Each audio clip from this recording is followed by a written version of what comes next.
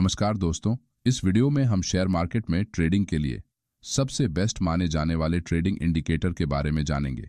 इस इंडिकेटर के उपयोग से आप हाई प्रॉफिट परसेंटेज वाले ट्रेड आसानी से सर्च कर सकते हैं। इसके इस्तेमाल से आप ओवर ट्रेडिंग का शिकार होने से बच सकते हैं। लेकिन कोई भी इंडिकेटर इस्तेमाल करने से पहले ये बात जान ले कि प्राइस एक्शन के बिना हर इंडिकेटर अधूरा होता है।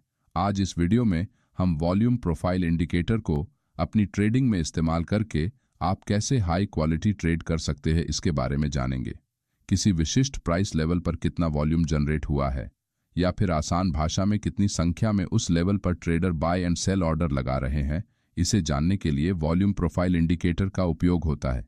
क्योंकि पारंपरिक वॉल्यूम टूल या इंडिकेटर आपको इस बारे में एक्यूरेट जानकारी देने में इतने सक्षम नहीं होते, जिससे आपको ट्रेडिंग के दौरान गलत सिग्नल मिलते हैं और आप गलत जगह ट्रेड में एंट्री लेकर अपना लॉस करवा लेते हैं। वॉल्यूम प्रोफाइल इंडिकेटर के विभिन्न प्रकार हैं, लेकिन हम एंकर्ड वॉल्यूम प्रोफाइल का इस्तेमाल करेंगे।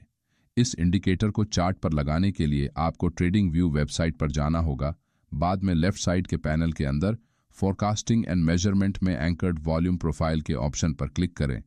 फिर अपने चार्ट पर वहां क्लिक करें जहां आप वॉल्यूम प्रोफाइल इंडिकेटर लगाना चाहते हैं, और इसे लगाने के बाद आपको चार्ट के लेफ्ट साइड में कुछ इस तरह के पीले और नीले कलर के बार्स नजर आएंगे। यहाँ ये बार्स आपको दिखाते हैं कि प्रत्येक प्राइस लेवल पर कितना ट्रेडिंग वॉल्यूम जनरेट हुआ है।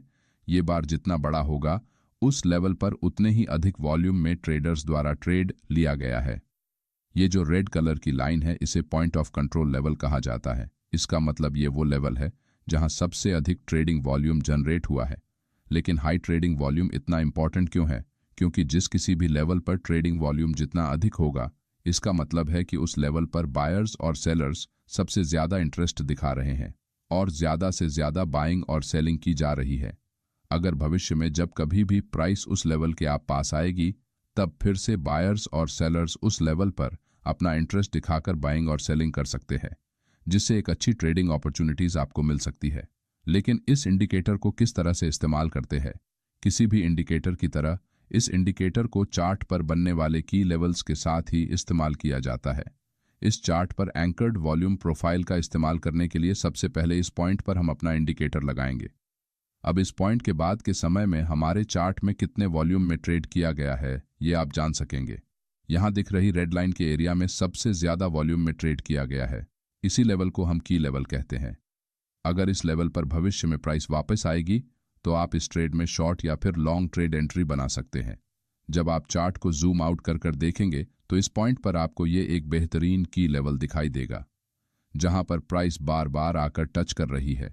यही वो लेवल है जहां अधिक संख्या में बायर्स और सेलर्स एक्टिव होते हुए नजर आते हैं, और इसी लेवल के आसपास हाई ट्रेडिंग अपॉर्चुनिटीज वाला एरिया बनते हुए आपको दिखाई देगा।